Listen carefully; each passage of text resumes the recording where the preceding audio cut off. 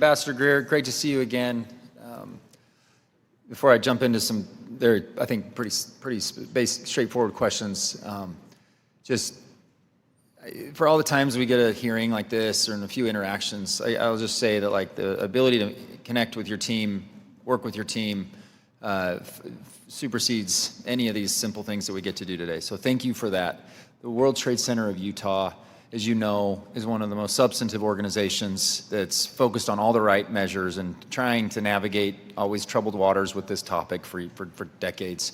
And they would feel the same to be able to have an ability to work with you all, and it's very much appreciated. So thank you. I understand you just came back from Mexico City for bilateral discussions with Mexico within the context of USMCA. One of my biggest concerns has to do with the auto sector and the risk that we end up in a situation where we have kind of one set of rules for origin and content requirements for Mexico, another set for Canada, and I can't help but think that this would make it harder for North America to maintain its competitive advantage against adversaries like China in the automotive production space, and that it would discourage auto companies from creating jobs in the U.S. How are you working on your renegotiations with USMCA to include strong provisions on domestic content while also providing that level of consistency and predictability for all three markets? Yeah, thank you. I mean, this is essentially a rules of origin question. We want to manufacture in the United States, have a North American supply chain, and we want to make sure that that has that can compete against vehicles coming from Japan or Korea or Germany or anywhere else. So we're in conversation with the auto companies, the auto parts suppliers, and frankly the unions on this. I think they have a shared view.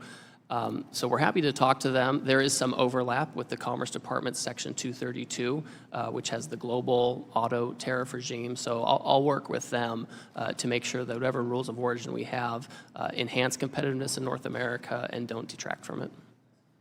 Thank you.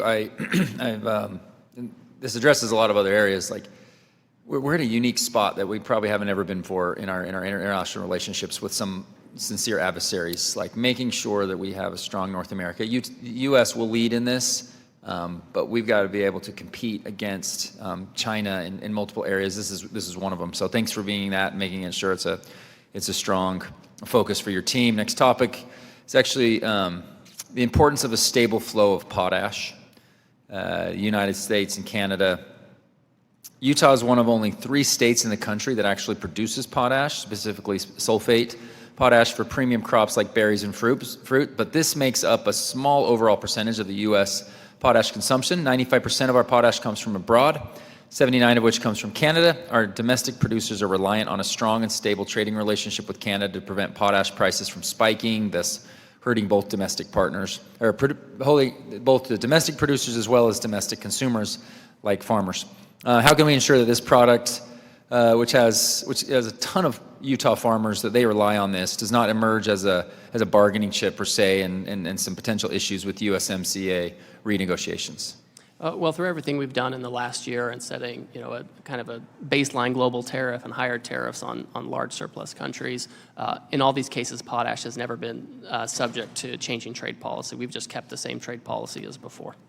Excellent. So the concern that this becomes a major bargaining chip and you're not as concerned about that? I mean, we haven't messed with it. We haven't put tariffs on potash. It's just kept flowing from Canada. So it's, we view that as a certain flow. Excellent. Thank you.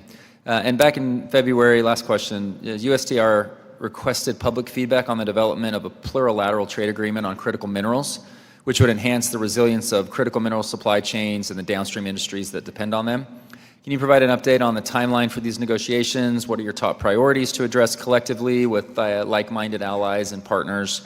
The state of Utah is a rising player in this space. There's massive potential here that would benefit our nation. How can state and local level officials impact these discussions positively?